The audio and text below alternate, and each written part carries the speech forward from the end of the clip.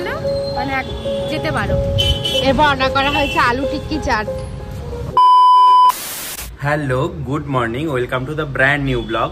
আজকে শনিবার, কালকে রোববার, সোমবার, 3 দিন একদম পর ছুটি। তো একটা লং উইকেন্ড। তো এই সপ্তাহে আর একটা ছুটি আছে, সেটা হচ্ছে শুক্রবার, সেদিন হচ্ছে গুড ফ্রাইডে। তো এই সপ্তাহটা বেশ ছুটি ঘরে থাকা হবে, একসাথে খাওয়া দাওয়া সবকিছু।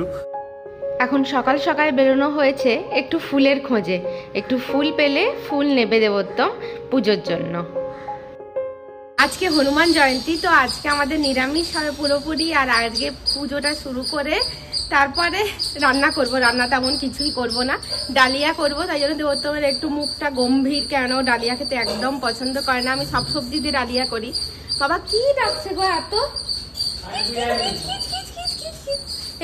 এই কথাটা সেম কিচ কিচ কিচ কিচ কথাটা আমি আরেকটা ভিডিওতেও বলেছিলাম, দেখো।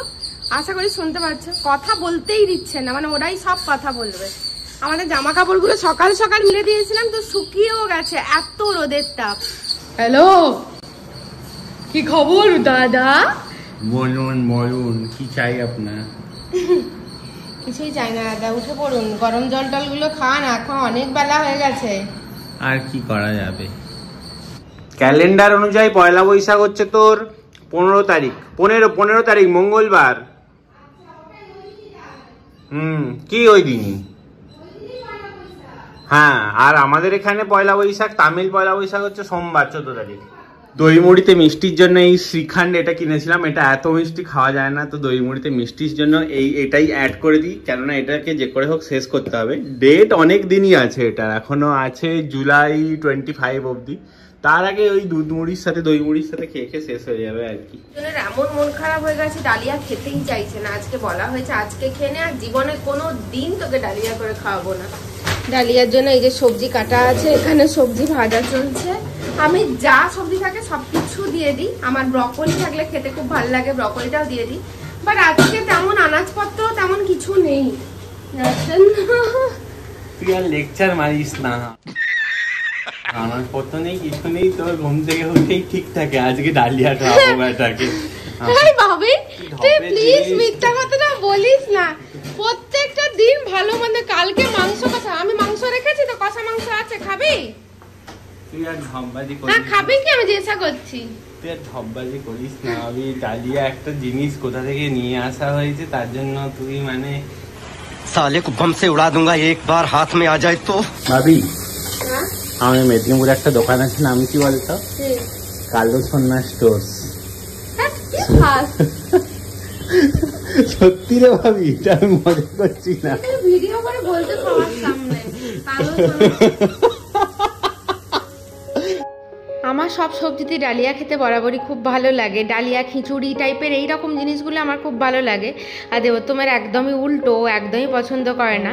তাই ওকে কথা দেওয়া হয়েছে আজকের দিনটা খেয়ে নাও, আমি খেলেও তোমাকে আর কোনো দিন ডালিয়া খেতে বলবো না।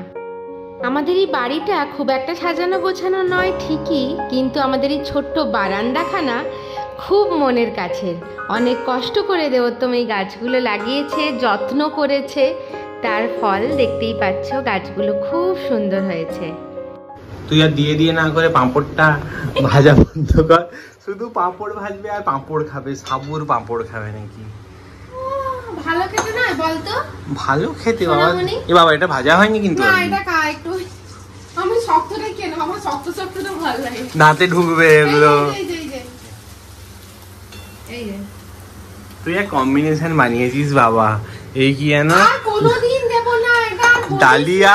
ডালিয়া সাবুর পাঁপড়, মানে বাপরে বাপ। মানে ডালিয়াটায় আমার যেটুকু ভক্তি ছিল, তুই সেটুকু ভক্তি উড়িয়ে দিচ্ছিস খাইয়ে। মুখ ফাঁকাস না। আজকে নিরামিষই পাঁপড় ভাজা ডালিয়া খেয়ে লাঞ্চ তো সমাপ্ত করব। দেবোত্তমের কথা শুনে বুঝতেই পারছো, ঘরে একটা রীতিমতন দক্ষযজ্ঞ চলছে। वो उस वक्त के अंग्रेजों की पार्लियामेंट वाइसरॉय काउंसिल का इकलौता हिंदुस्तानी मेंबर था।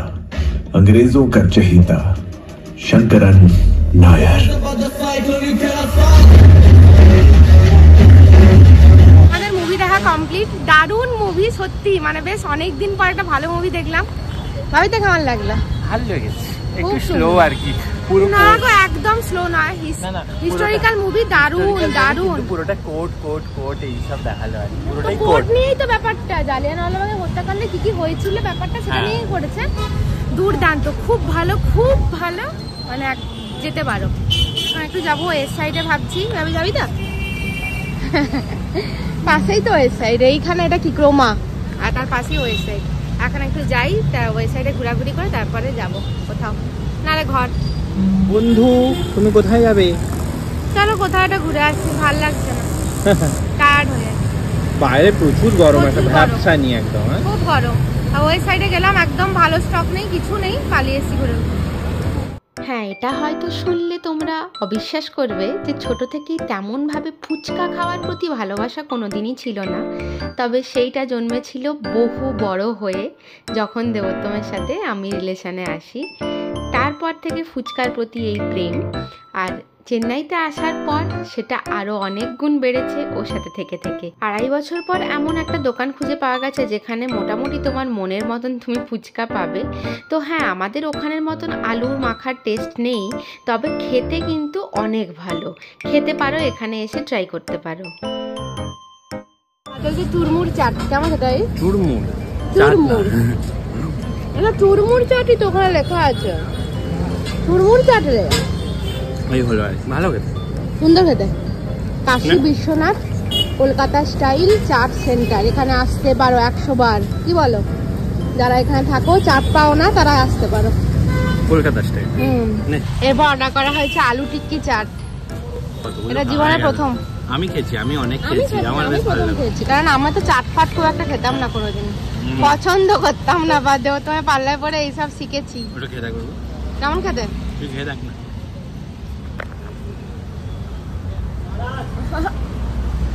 গরম কেমন খেতে হবে? দারুণ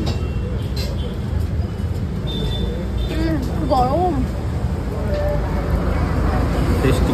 জায়গাটা দেখে নিশ্চয়ই বুঝতেই পারছো বা আন্দাজ করতেই পারছো, এটা ফিনিক্স মলে এসেছিলাম।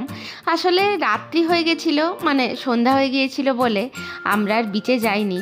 আমরা খুব একটা সন্ধে করে বিচে যাই না, আসলে যতই হোক অচেনা জায়গা, খুব একটা রাত করে সেই রকমভাবে ঘুরি না। তো তার থেকে বরং ভালোই হয় যে একটু শপিং মলে ঘুরে নিই, কারণ এখানে মানুষজনের ভিড় অনেক বেশি থাকে। ফিনিক্সে আমাদের বরাবরই খুব আসতে ভালো লাগে।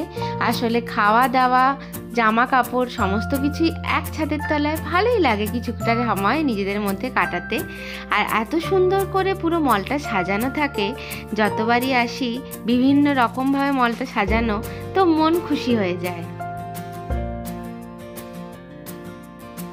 এখানে বাচ্চাদের অনেক রকম অ্যাক্টিভিটিস হচ্ছিল, এই দেখো সব বাচ্চাগুলো দাঁড়িয়ে দাঁড়িয়ে অ্যাক্টিভিটিস করছে, আর আমি একটুখানি দেখছিলাম, তাই ভাবলাম তোমাদের সাথেও শেয়ার করি। আমাদের চেন্নাইয়ের এই ফিনিক্সে অনেক নতুন নতুন স্টোর এসেছে, তার মধ্যে এই সোল স্টোর, এটা আমি মিন্ট্রায় অনেকবার দেখেছি। খুব কালারফুল জামাকাপড় পাওয়া যায়, দামটা একটু হাই রেঞ্জে থাকে ঠিকই, কিন্তু এরকম কার্টুন কার্টুন আঁকা জামা যাদের খুব ভালো লাগে তারা এইখানে কিন্তু পছন্দসই জামা পেয়ে যাবে। এরপর আমরা সোজা বাড়ি চলে গিয়েছিলাম। শনি রোববার হলেই ভাবির এখন খুব রান্না করার শখ, জানে বউ কিছু করবে না ভালো মন্দ, তার থেকে বাবা ভালো মন্দ খেতে গেলে নিজেকেই করতে হবে, তাই না? তো সার্ভিসটা কেমন দিচ্ছি সেটা বল। অবশ্যই খুব অসাধারণ, সেটা অ্যাপ্রিশিয়েট কর। আমি সব সময় করছি।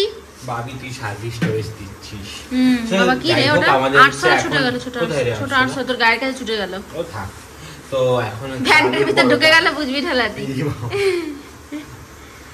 এই তো দেখ 800 গেল, ওটা মশারে গাধা না 800লাই ছিল। এখন আলু পরোটা আলু সেদ্ধ হচ্ছে, আলু পরোটা আলু সেদ্ধ হয়ে গেল কমপ্লিট। আজকে ভেজ তো ওই জন্য আর কি এটাই শর্টকাট আর কি। না আমি তো বলেছিলাম আমি রুটি করে দিচ্ছি, দুধে ভিজিয়ে দিচ্ছি। নমস্কার দিদি, নমস্কার। সকালবেলা ডালিয়া, রাত্রি দুধ রুটি, আর সন্ধ্যেবেলায় যে ভালো মন্দ খেলি। দিনের 24 ঘন্টায় যদি ভালো মন্দ খাবার পাওয়া যায় তাহলে আমার বর বাবাজিকে দেখে কে? ভালো করেই জানে বউকে বললে সবসময় কাজ হবে না, তাই নিজেই লেগে পড়ে। তবে হ্যাঁ, আমার বর কিন্তু রান্নাটা ভালোই করে, খুব সুন্দর বানিয়েছিল পরোটা, আলুর পরোটা, ব্যাপক খেতে হয়েছিল।